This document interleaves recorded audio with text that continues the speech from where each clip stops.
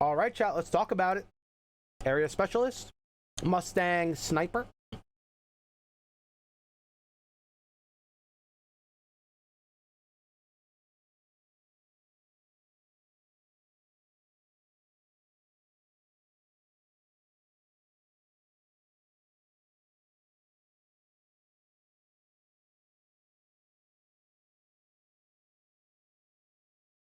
All right, here, spacing out a little bit.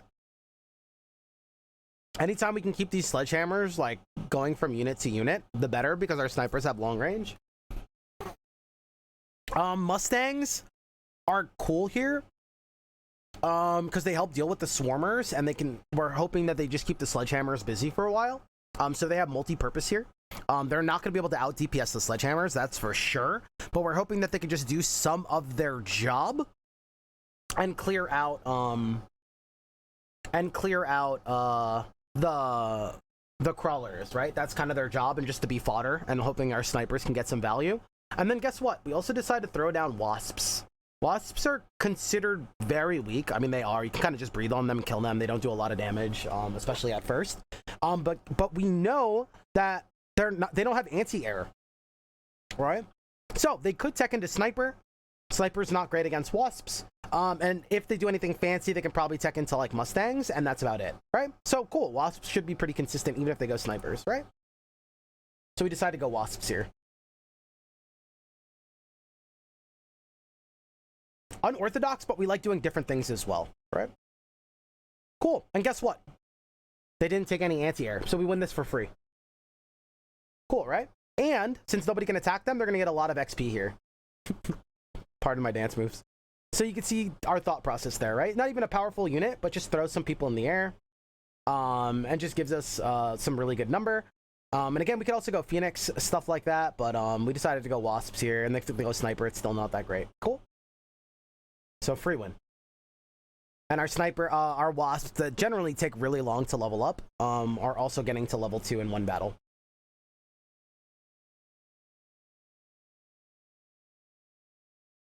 We end up getting a timeout here. That is fine. And you can see Wasps are ready for level 2. Cool.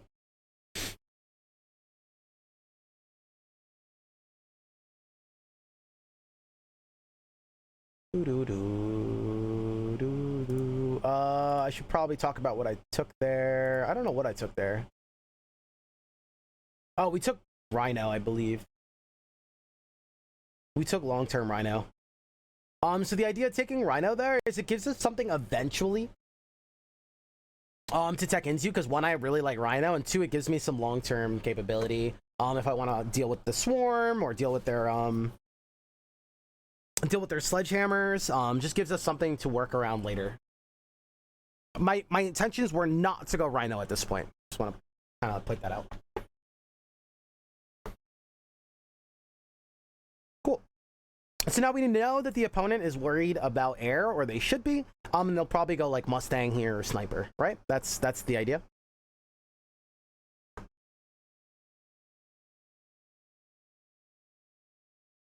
So we put down another arc light, another 2 arc lights, right? Cool. Doing multiple purposes here. One, helping us deal with swarm if they go Mustang. Helping us deal with that. Also just bolstering our front line a little bit, right? They're not the tankiest thing in the world, but they could be pretty tanky if we tech into them or they level up, right? Gives their sledgehammers more things to shoot at. Serves multiple purposes, right? And then we still have the Wasps still providing an air threat, so they still have to go anti-air. So guess what? They decide to go Fangs. And guess what? We put down arc lights. Arc lights are also good against Fangs. Hey, look, we're one step ahead.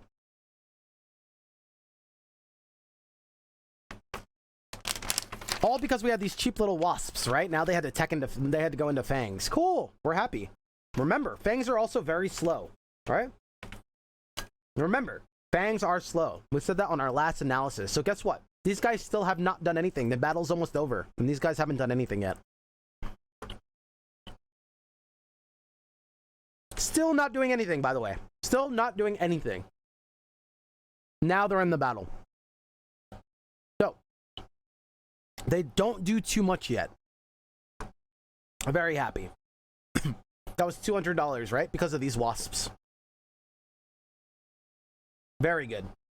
So again, we lost the battle, but we're playing for the war, right? We lost the battle, but we're playing for the war. And I keep saying that because I really want to teach you guys that you're not necessarily losing if you lose a battle. You don't need to worry. You don't need to panic. Cool. So we have a lot of things that we could take here. Bombardment. We decided to go bombardment. Why? Because we know that the enemy has to kind of we still have tempo. I still feel like we have tempo, right? They put down a couple of fangs. We don't care because this is never our big threat anyway. We're not like teching into wasps where I need to worry about that. It's not our plan at all. We have the arc lights. Make them invest in shields. Why not? And then we have another tactical play here, I believe, that we utilize as well. And we know that they can't do tons of things at the same time, right? We still have limited money, so they can't cover everything. Perfect. So we go backline backline steel balls here, right? Just put one down. Boop. There's our other one. Again, I want to talk about positioning. We don't want them to get there exactly first, right? We need to give them some time, right? We don't want them too far ahead. So we put them back more, right?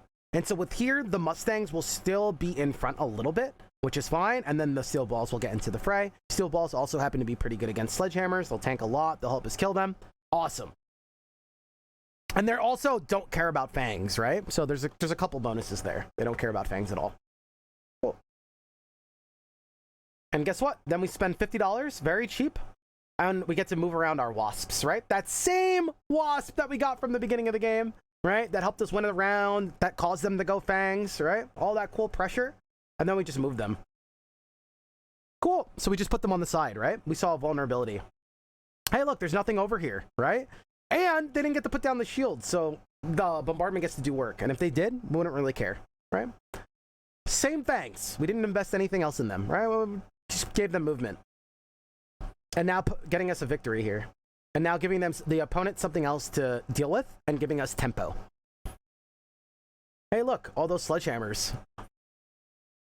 Crazy, right? Just having the wasps. They go for backline flank themselves, but it doesn't matter at all because they don't have anti-air, so we win for free.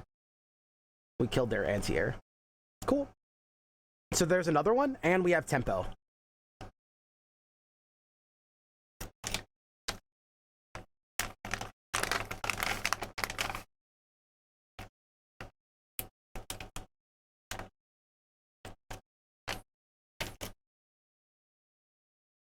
There's a couple different things we can go here, and I see a lot of good options. We decided to go nano. What's the choice behind nano? Let's talk about the choices here. There's a lot of good things here. If we want to keep leaning on the wasp, we could, but I totally expect them to shut it down soon. And wasps are kind of not effective, and this wasp is already doing so good, right? So if we keep investing in wasps and then they start to shut it down, our lead becomes less and less. We have one group of wasps, and they're already doing so much. We don't need to ruin that, right? Amplifying core, they don't have any units that we need to do a lot of damage with, right? We're just kind of blowing them up and everybody's doing their job, but we could, right? Especially if we plan on going, I don't know, like Vulcan or something like more powerful and we want them to just start shredding and they have like some big units, we might need amplifying core, but I don't see a big reason for it here. Incendiary bomb, I do think is very good here. Their units are very slow. We can kind of put it in the front line, and again, we can kind of force them to go shields, right? But force them to put down some shields. We spend 100 for it, and they have to spend like 300 to shield everything, right? So we could totally do that as well. I decided to go nano repair kit because I saw another play that we could go for that was more neat. Remember earlier, we just kind of took Rhino just to have it, right? And I even show there. Every time a Rhino gets a kill, he scales. And we're like, hey, we have a Rhino pivot that we can kind of go on. We never win Rhino. Cool. Here's an opportunity. We give him nano repair, right? And what happens is if the enemy has a lot of little damage, that repair kit kind of just shuts it down, right? It doesn't work against a lot of little damage. They need punch, right? They don't have snipers and they don't have Vulcans, Phoenixes and stuff like that. So we saw another opportunity to gain tempo. Cool. And remember, they still have to deal with these wasps, right? What are they gonna throw down more Mustangs? Cool. This nano repair kit doesn't care about Mustangs, right? So just moving them over again, just going for another play, keeping them on their toes, right? And it forces them to put down 2 rockets. And again, look what it's doing, right? These same wasps that we got on round 1. right? We're not investing in them further, doing anything crazy, but it's causing the opponent to lose some battles. It's causing the opponent to put down fangs. Now it's causing the opponent to spend $100 on rockets, right? Look at all the tempo that it's gaining, right? Just by having them, just by having that threat, right? Think like StarCraft mutas. Cool. And let's see our, oh, they fireball us, right? We could have played defensive there and stuff, but we just don't care. They decide, here's the upgraded crawlers to come flank us, but their fireball kind of ruins that. And look at our Rhino, right? I just want to point out that tactic that we went for. Every kill he gets stronger and stronger. We're a little bit out of position because of the backline flank. And look at this guy. Remember what I said, right? A lot of little damage doesn't really affect Rhino. We didn't even put armor on him yet. What is happening? Look. He's kind of just laughing, right? So again, we saw a lot of little opportunities. It doesn't mean like, oh, always go Rhino, right? But we saw an opportunity, all right?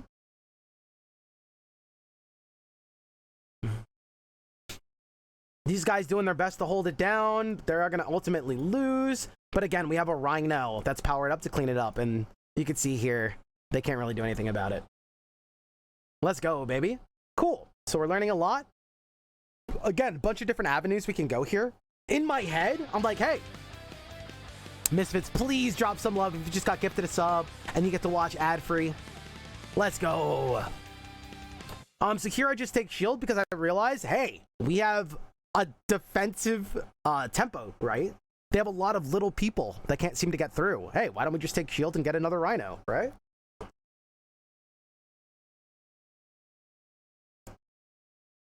There we go, just kind of covering ourselves from the flank. Here's another Rhino with a shield. Perfect. Right? Because they have to cater to that.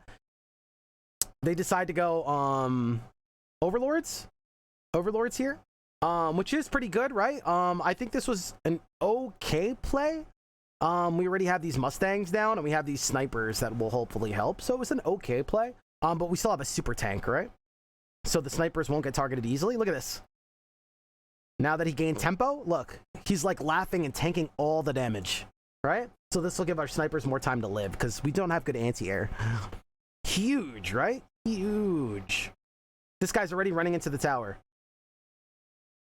So you can kind of see the thought process, right?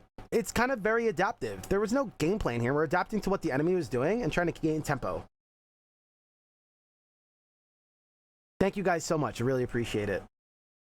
Cool. And now we know their move, right? Now we know they're going Overlord. So I think we can counter it with an Overlord ourselves. I think that would be a very okay pick. It just bolsters our numbers. Again, we have a lot of tempo. I think we can go shield devices, do forward shield devices is very cute. But also, I think we could take Giant Hunter. So even if these things don't go well, we're still fueling our future economy as well. So we go Giant Hunter. Cool. Mustangs being upgraded, dealing with our flanks. Leveling up our snipers, because remember, we need the anti-air.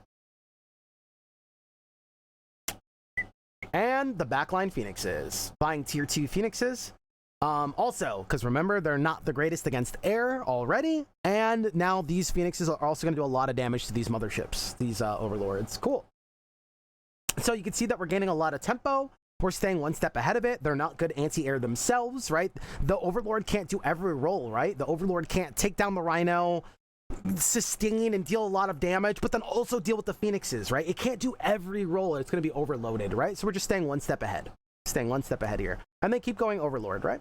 And remember, we still have these wasps chilling back here, and you can see how much damage and ruckus it's causing. Look at that.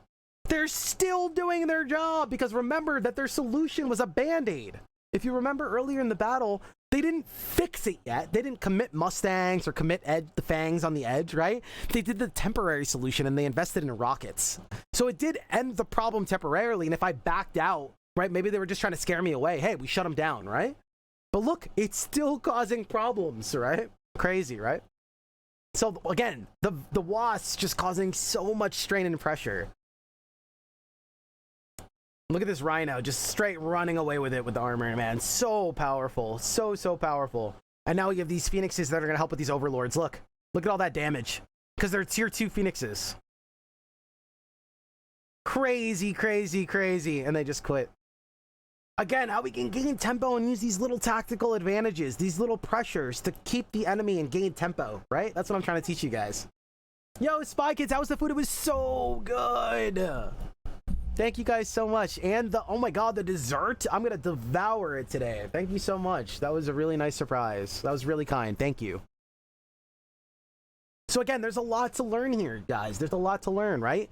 A lot of times, units, they could be worth way more than the sum of its parts, right? Wasps are really weak, but it's how much it caused the opponent to tailor to us, right? And the positioning, now pressuring the flank and causing the enemy to do different things so we can gain tempo, right? So we can gain initiative.